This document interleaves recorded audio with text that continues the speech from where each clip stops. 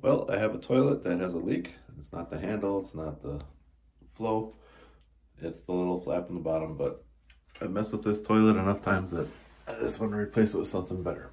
So I got this Korky kit, complete kit to fix your toilet on one trip. So I've already replaced this once, but this is a different model of doing that.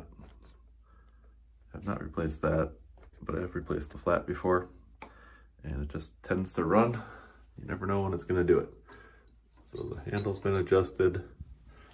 I'll show you the inside. You don't break it.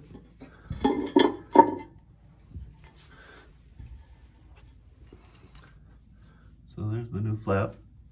This is like the second series away from the ball. Now I'm going to have this guy instead. Hopefully that helps it. So when the flap comes up, it doesn't always land back centered. You can see it's a little off center now. There she goes. Bombs away. Anyway, there it went down. You can see it's not going down. Flipped it. No, it got it. So it's partially the handle's fault. This stuff gets in the way. Anyways, I'm just done with all of it. I'm going to replace the whole works. You're going to need to first shut your water off. These things don't always shut off well. Sometimes they drip. If that's the case, you can always get the guts of this at like Home Depot or something, but you have to shut your water off still to get at that. And you can replace this internal part by just unscrewing this part and sliding it out and sliding a new one in. So I think sometimes it's the rings that go bad, but anyways, the water's been turned off. Flush out the rest of it. It's left in there. I'll probably try to splash the rest of that in down the hole, because we are going to be taking this bottom out, I believe, because it has this big red end. So you can see the three flathead screw heads down there. Mine happens to have wing nuts. So you have to take those off once you get the rest of that water out. Then you'll be able to remove this tank. Just get rid of everything. And then drop your new set of stuff down in the hole. Put that in there.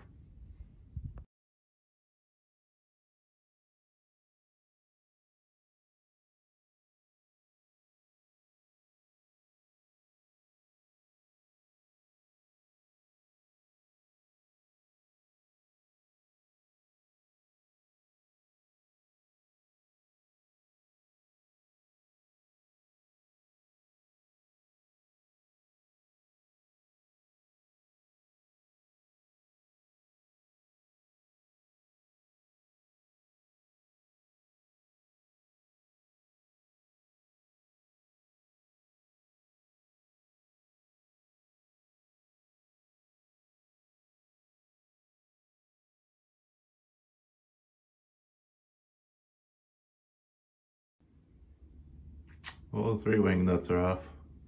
Now the next thing is to just unscrew that, lift up, let it pour into the bucket because the pipe's obviously in the way. You have to remove this as well. It just spins off. Show that when I'm done. So you're probably gonna need a bucket instead of trying to drain out that inside. It's all gonna drain out through this hole anyways.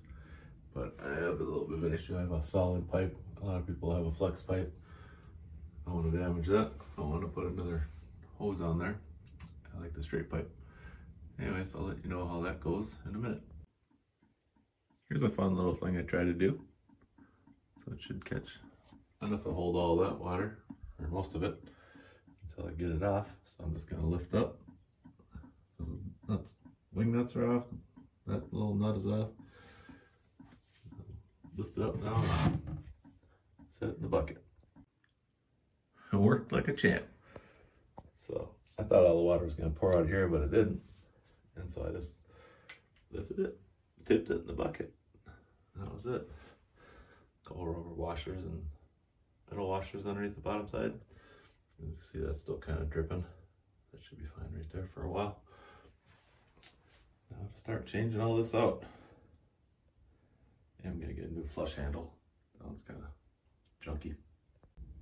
Well, that part came off pretty easy with just my hands. I just threw it in there because it's all going in the trash anyways. Just pop it off.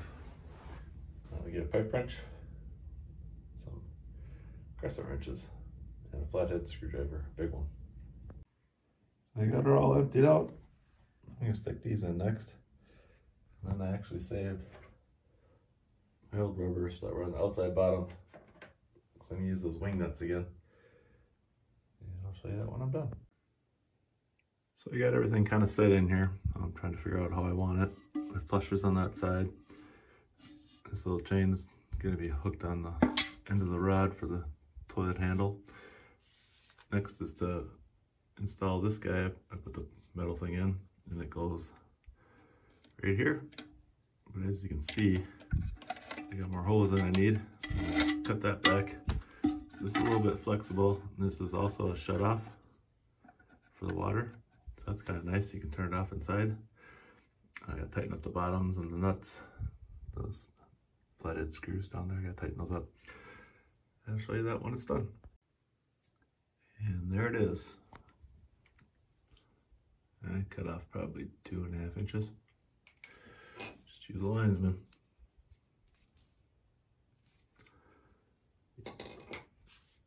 I'll tighten her all up. These hex nuts are 7/16. Everything's snugged up on there. Put the sponge, what do you call it, gasket thing on. Tighten up the overflow nut, not too tight so you don't snap it or strip it. Tighten the hex nuts up 7/16, just snug. Don't want to get them too tight. Now to place it on. Here I'm just getting things started. There's the wing nut, rubber washer, little washer. See how that goes. May have to loosen these up to get the go on straighter, but we'll see how it goes. It's also pretty tall. It's a lot taller than the last one. So I got her all put back together. I did not use the wing nuts, but I did use the previous rubber washers. So you can crank it down a little bit. I took the nuts out from below the tank. Put them down here like they say in the instructions. I just like the way the other toilet was built, with the nuts above and the wing nuts below. But looks like everything's going good. Just gotta get a new handle. As you can see, the chain's down the bottom. I offset the water level here a little bit. They were flush with each other. I didn't quite like that, so I just made it, raise it a little bit more. I think you have to be over 1 inch from the tank. I think it's Minnesota code. Anyways, it's a lot higher than it used to be. Well, it's a little bit lower than it was most of its life, but that should be good. And then if I want to lower it down, I can lower it down. You just, this thing here, you take it off, and then you twist the stem, and you can go up and down, and then it has all these little notches in it where you can lock it back into whichever height you want. But I like this height for now. Got little kids using it, want big flushes. Anyways, if you like this video, give it a thumbs up, subscribe. I might add the handle here in a second when I get back from Home Depot. I'm back from Home Depot and got a new handle. Fluidmaster, perfect fit. It's all kinds of different toilets. All kinds of different funky stuff going on here.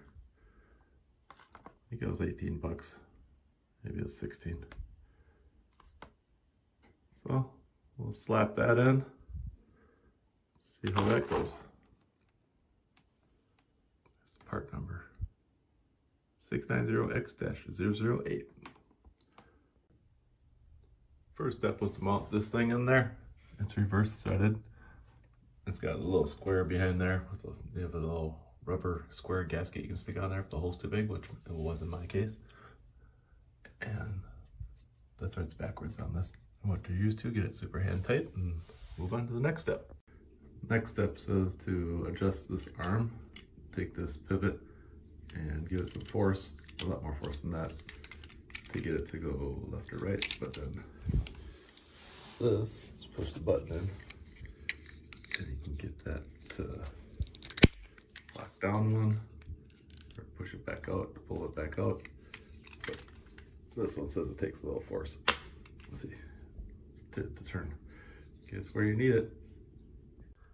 All right, so I've adjusted the arm, and then there's an angle to which you have to get it. And so I'm keep in mind from coming over the lip right there. And it's already springy. It goes back down on its own.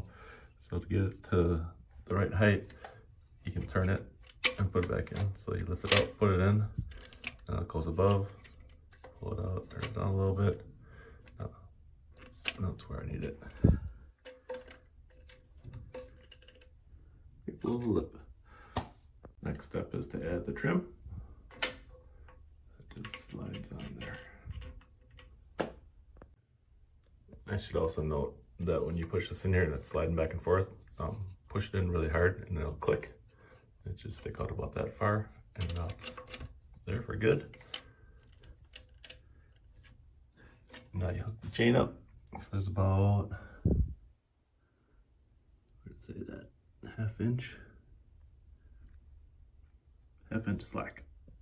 Next, put your handle on by snapping it into place. And then if you need to really get it off, you can pull it back off again. Here we go.